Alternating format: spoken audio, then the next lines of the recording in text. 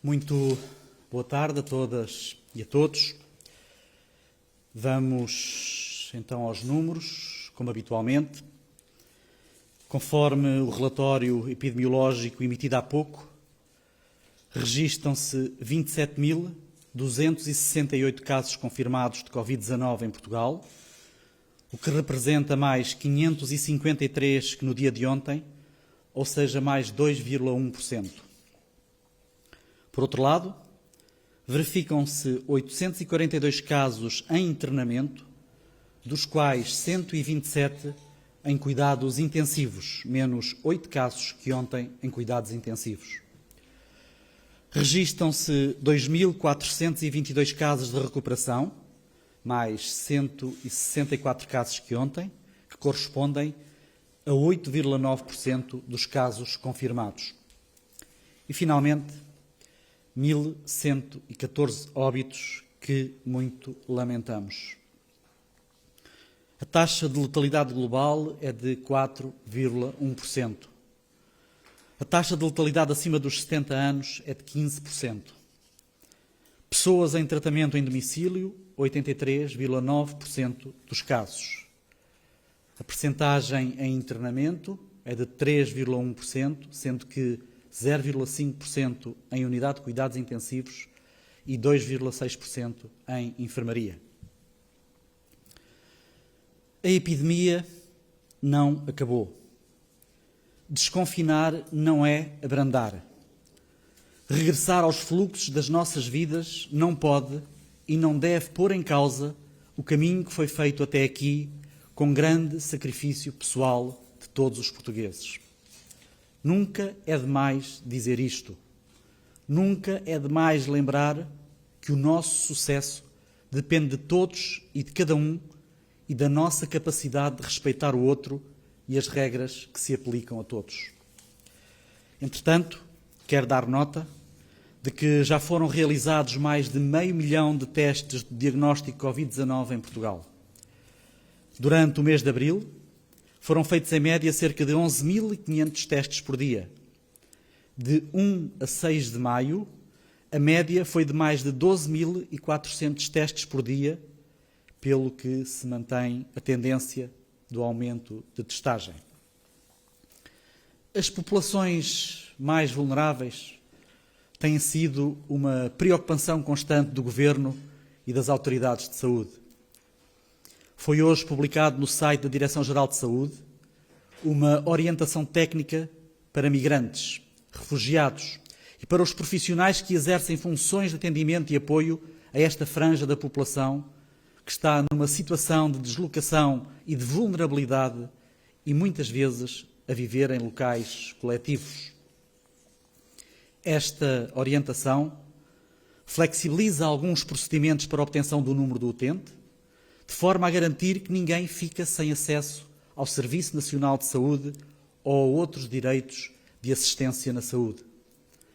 O documento também incentiva o recurso a mediadores interculturais e de linhas telefónicas de tradução, nomeadamente através da linha de apoio a migrantes 808 257 257, repito, 808 257 257, do Alto Comissariado para as Migrações, nos casos em que há barreiras linguísticas.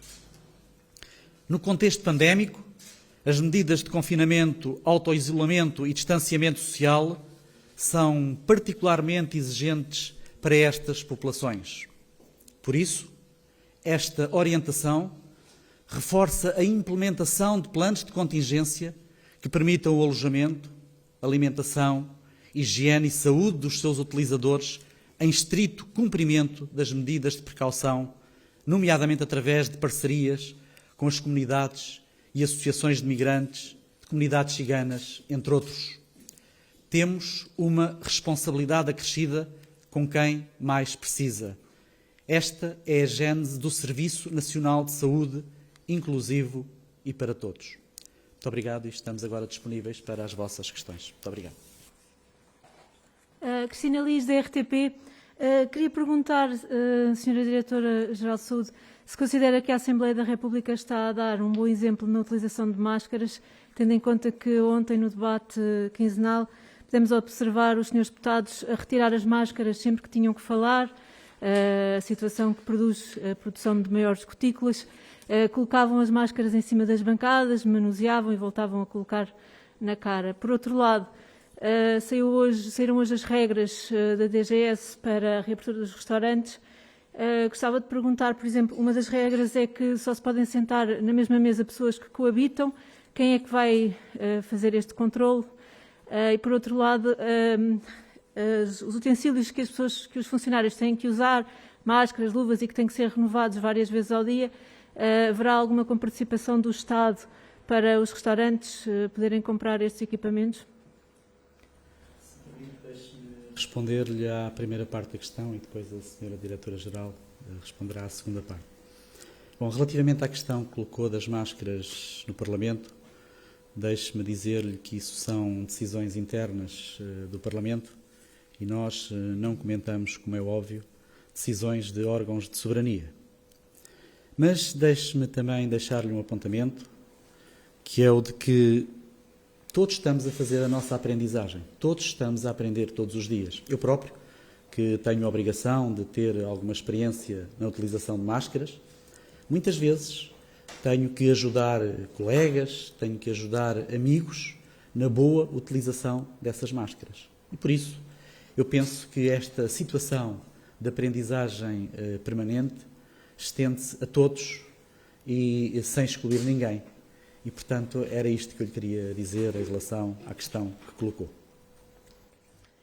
Relativamente à orientação sobre os restaurantes, eu quero aqui dizer que estas orientações e normas da Direção-Geral da Saúde são orientações de boas práticas e que responsabilizam todos pelo seu cumprimento. Portanto, elas são destinadas a setores da atividade, neste caso a restauração, mas inclui a responsabilidade da entidade, enfim, que detém aquele restaurante, aquela sala, aquele sítio, e, portanto, também responsabiliza os utentes.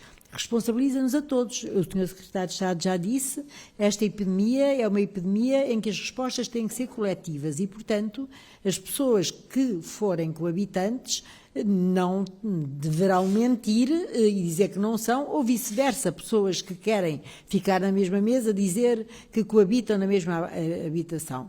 Portanto, queria dizer muito isto. As normas são boas práticas e são para ser observadas por todas as pessoas e temos que ter confiança na autorresponsabilização dos portugueses. Volto a reforçar o que disse o Sr. Secretário de Estado. Não se pode relaxar as medidas.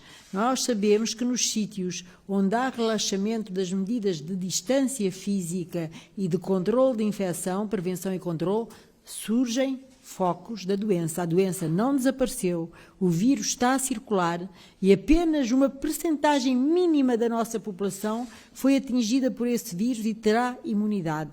Portanto, nós todos, os que não tivemos a doença, estamos suscetíveis, estamos em risco. E se não aprendermos, como disse o Sr. Secretário de Estado, a ter outra forma de estar, vamos continuar em risco. E, portanto, vamos pôr em causa tudo o que conseguimos fazer. Portanto, normas para restaurantes, para escolas, para creches, para transportes, dirigem-se a todos, dirigem-se à população. E é à população que nós pedimos que se autorresponsabilizem, não só pela sua saúde, mas que pensem que podem estar a pôr em perigo também a saúde dos outros. E, portanto, este é o grande apelo em relação aos normativos da Direção-Geral. Não é fiscalizar, não é encontrar formas de penalizar, é autorresponsabilização. Cada um de nós tem que fazer a sua parte neste combate, que é um combate de facto, a um vírus que tem tendência para se propagar entre as pessoas e que fará essa propagação se nós nos juntarmos e não cumprirmos regras de prevenção e controle da infecção, que é disso que se trata. Obrigada. Carolina Valada, jornalista da SIC, em representação da SIC, da CMTV e da TVI. Há 3 dias houve mais 480 casos confirmados, ontem 533, hoje 553. Este aumento diário do número de casos confirmados pode ser já o reflexo do desconfinamento. Sabemos que o estado de emergência acabou no domingo, mas nos últimos dias já era perceptível o maior número de pessoas nas ruas. E depois também se Portugal já encomendou as vacinas para a gripe para este ano. Relativamente à primeira pergunta, se isto já é o reflexo do desconfinamento, talvez seja um bocadinho cedo, até porque nós sabemos que houve aqui muitos casos que foram encontrados em rastreios populacionais específicos, portanto, populações específicas relativamente jovens. É uma boa notícia em termos da progressão da doença, porque habitualmente as pessoas jovens têm doença mais ligeira e não evoluem tão desfavoravelmente, portanto isso é bom. E depois temos também, como sabem, aquele surto que está neste momento a decorrer na Azambuja e, portanto, que contribuiu também com um número grande de casos. Portanto, neste momento não podemos afirmar que já tenha a ver com o desconfinamento.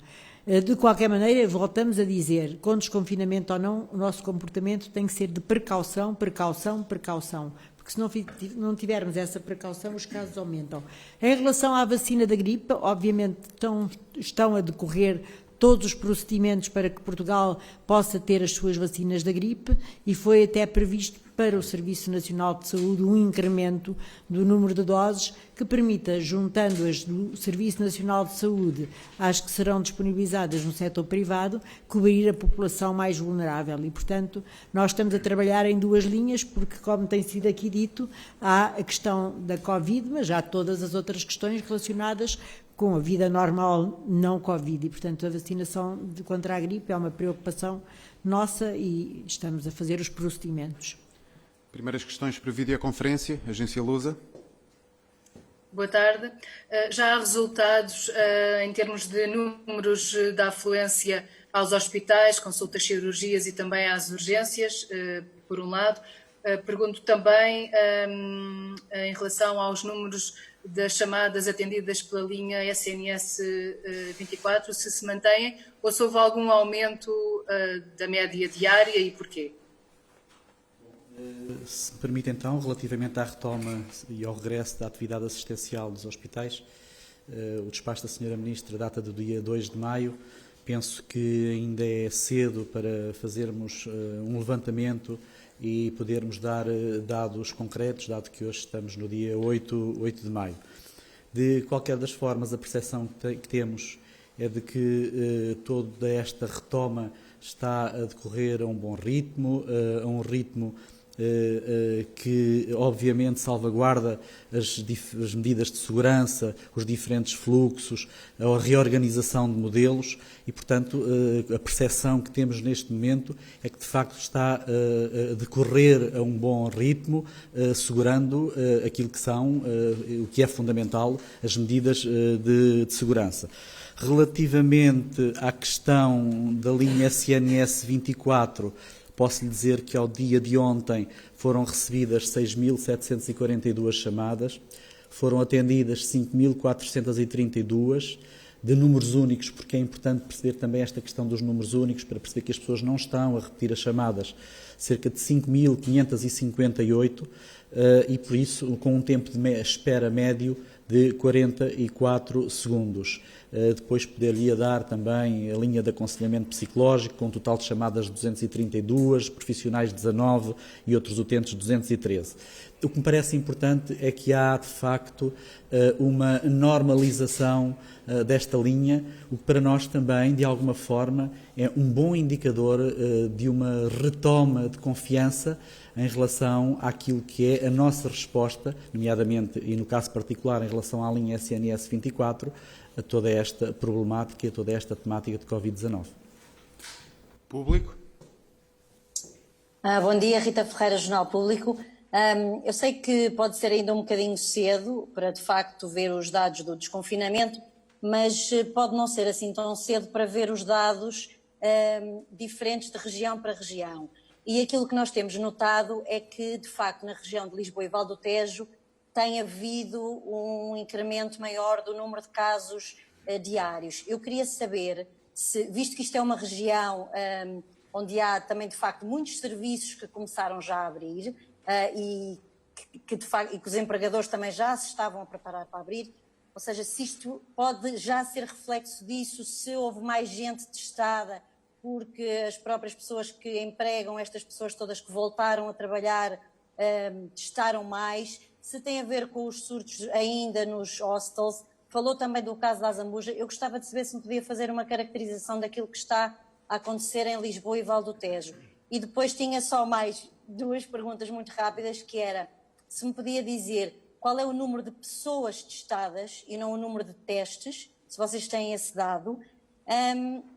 E por último, queria só perguntar quando é que vão alterar as orientações para a gravidez e parto, visto que a DGS continua a ter orientações que são contrárias às indicações da OMS, são contrárias às indicações da Sociedade de Medicina Interna, são contrárias às indicações de vários obstetras e de alguns hospitais que não as seguem, nomeadamente a de deitar fora o leite materno dos bebés que nascem de grávidas infectadas e de não haver contacto com pele. Já sei que a doutora Graça Freitas diz também que isso não faz sentido, mas a verdade é que a recomendação está lá e essas grávidas e esses bebés não estão a receber esses cuidados quando supostamente toda a evidência científica dirá que eles o poderão receber. Obrigada. Obrigada.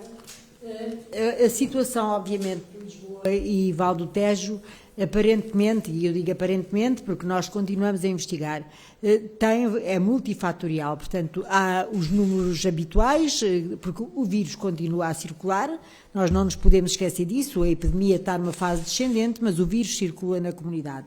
E depois houve, de facto, aqui 2 fatores que foram importantes. Lisboa e Val do Tejo está a testar muita gente, portanto, adultos, jovens, que são profissionais dos lares ou que são profissionais de saúde e, portanto, numa zona, numa região onde o vírus circula, é normal que, quando se testa para rastreio, se encontrem casos positivos. E, portanto, como estão a fazer uma média de 4.000 testes por dia, encontram, de facto, bastantes casos positivos, que são assintomáticos, que vão evoluir provavelmente bem, e essa é uma boa notícia, e, portanto, esse é um dos fatores possíveis. O outro fator que pode também estar a alimentar, nomeadamente os números de hoje, é, de facto, o surto que está a decorrer na Azambuja. Hoje de manhã, números da manhã, tínhamos já identificado 104 trabalhadores com teste positivo, sendo que 101 pertencem todos à mesma empresa e nessa empresa já foram todos testados. E, portanto, temos que contar aqui com estas dinâmicas, quer do vírus que continua a circular, quer depois de poder haver o efeito do rastreio e o efeito de focos em empresas que têm bastante gente e que contribuem para esse número. De qualquer maneira, quer dizer que esta situação continua a ser investigada, quer a nível nacional, obviamente, quer a nível da região. Quanto à norma da gravidez e do parto, ainda bem que perguntou, porque é de facto uma das nossas prioridades, é a sua revisão e, como sabem, nós revemos sempre estas normas com outros especialistas, mas sim, vamos obviamente, e estamos obviamente a rever a norma e atentos a estas questões que me colocou. Obrigada. Tem uma data? É que isto já dura algumas semanas. A data vai ser a mais breve possível, apesar disto ser estranho de lhe dizer, porque, como sabe, é muito importante a norma das grávidas, é evidente, mas as grávidas têm aqui um fator de confiança que é terem médicos e enfermeiros que as assistem ao longo do seu percurso e que podem afinar, enfim, coisas que não estejam tão bem na orientação. E nós, neste momento, estamos a fazer muitas orientações que são para o público em geral e para setores da atividade que iniciaram a retoma. Mas continua a ser uma prioridade, obviamente, esta questão das grávidas e, tão breve quanto possível, vamos emitir uma orientação atualizada. Obrigada. Ao número de pessoas testadas, nós não sabemos ainda o número de pessoas que foram testadas. Como disse muito bem, sabemos o número de testes, mas não sabemos o número de pessoas, até porque, como sabe, muitas das pessoas fizeram mais do que um teste, nomeadamente os infectados, que tiveram que fazer outros testes para posteriormente percebermos se davam negativo. E, portanto, neste momento não é ainda possível saber o número de pessoas testadas. Acredito que isso poderá saber-se num momento posterior, porque tal vai exigir, com certeza, o cruzamento de várias fontes de informação. Últimas questões. Expresso.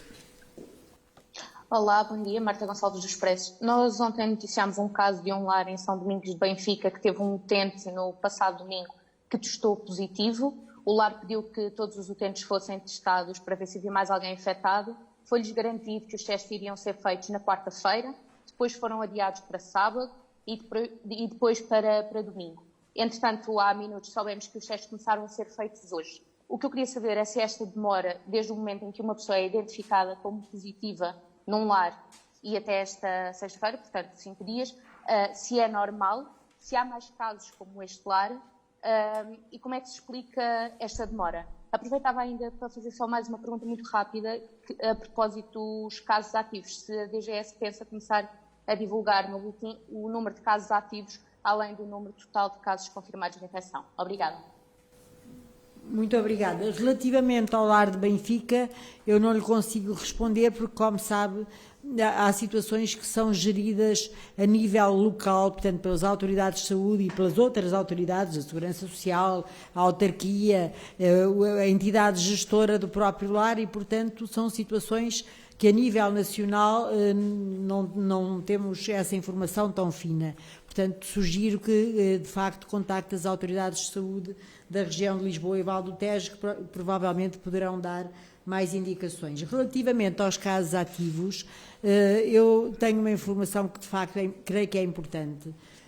Como sabem, nós temos neste momento uma plataforma que se chama Trace Covid, que permite captar muita informação e, portanto, a breve prazo, nós vamos divulgar, de facto, aqueles todos que já temos informação que recuperaram. Ou seja, nós tínhamos informação pela via hospitalar, vamos completar essa informação, mas neste momento conseguimos colher informação daqueles doentes que ficaram em ambulatório nas suas casas e que recuperaram. E, portanto, em muito poucos dias vamos conseguir dar essa informação e portanto, ter a resposta à sua pergunta. Porque os que estão ativos, como chamou, são aqueles que ainda não recuperaram. E, portanto, vamos dar os números mais atualizados porque conseguimos montar uma plataforma com os SPMS e com o contributo de todos os médicos de medicina geral e familiar e das equipas dos centros de saúde que atualizaram essa plataforma e que nos permite dizer quantas pessoas das que adoeceram e que ficaram nas suas residências e foram seguidas pelos centros de saúde estão neste momento recuperadas. Portanto, vai ser uma notícia boa porque vamos conseguir dar esse dado, Sr. Secretário de Estado, como sabe. Muito obrigado.